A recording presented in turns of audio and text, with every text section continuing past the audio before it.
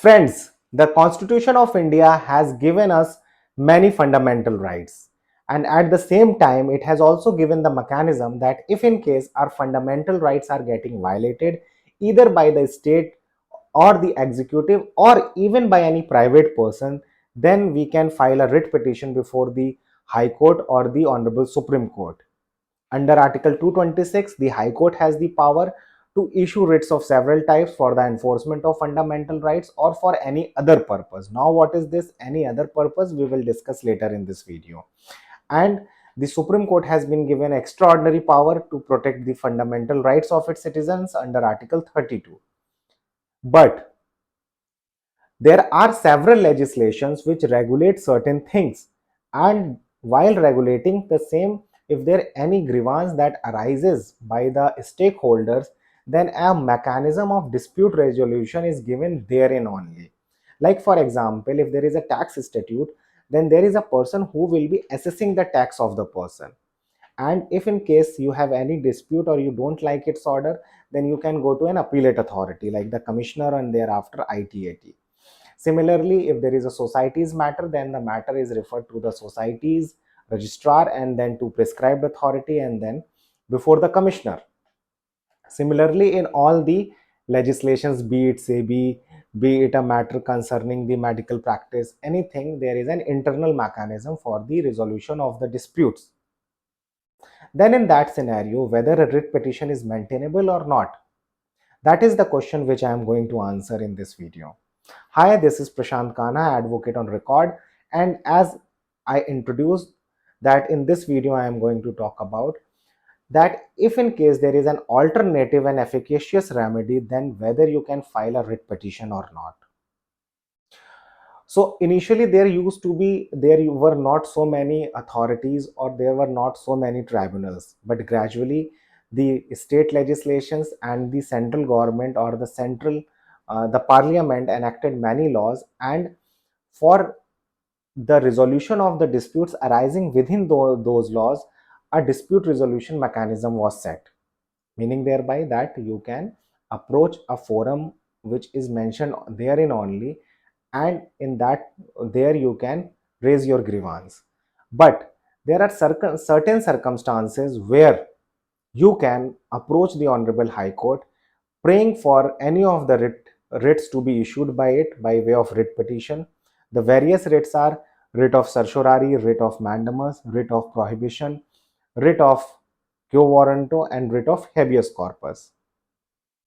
Now, what are the circumstances under which, despite there being an alternative remedy, you can approach the High Court?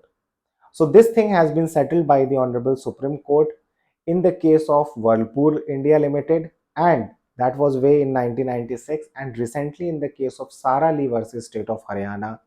And the combined effect of these two judgments is that there are 5 circumstances in which, despite there being an alternative remedy, a writ petition would be maintainable.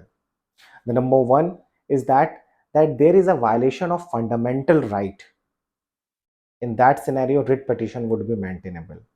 Number two is that there is a violation of principles of natural justice, that a proper notice was not served, a proper right to hearing was not granted, or you were not allowed to represent your case, or the adjudicating authority was biased or was itself a judge in his own cause. The third ground is that the order passed by the authority is wholly without jurisdiction, means the person who passed the order did not had the jurisdiction to entertain such a complaint or to pass such an order or to take such an administrative decision.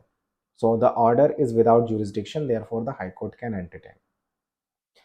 Number 4 is that the vires of the act or the rules or the regulation have been challenged, means you are saying that the act is in contradiction either to the constitution, or the rules are in contradiction to the act, or the regulations are in contradiction to the rules or the act or to any of the constitutional principles. So if you are challenging any of the provision of the act, rule, or regulation, in that scenario only a writ petition is maintainable. And the latest and the fifth one is that, which has come in the Sara Lee judgment, is that where there is a pure question of law, devoid of any facts or circumstances of the case. One example of the same would be that, let us say that the revenue or the income tax department or CB, Central Board of Direct Taxes, has decided that the government has decided, let us say, that all the mobile phones having 4 cameras will be taxed extra over and above what the other phones are being charged as a tax. So a manufacturer has, 4 lenses behind it, and it is being, the tax that is being asked by the revenue is that of the 4 cameras, but the manufacturer says that the fourth camera does not capture light for capturing a photo, but it captures light only for the purpose of determining that how much exposure it should give to the photo to bring light in the picture. Means thereby it is not capturing the light to capture the photo, but it is capturing light only to determine the light ambient or the level of the light, to give more light, to give more brightness to its photo. So that can be one situation where there is a pure question of law, whether the particular tax or the rate of tax is applicable on the particular product or not. So that is a question which can be decided. So where there is a pure question of law, irrespective of, devoid of any unnecessary facts of the case or disputed questions of the facts. So these are the 5 circumstances under which, despite there being an alternative remedy, the high courts have the power to entertain a writ petition.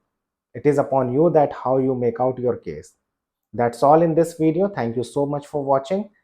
Hope that was helpful.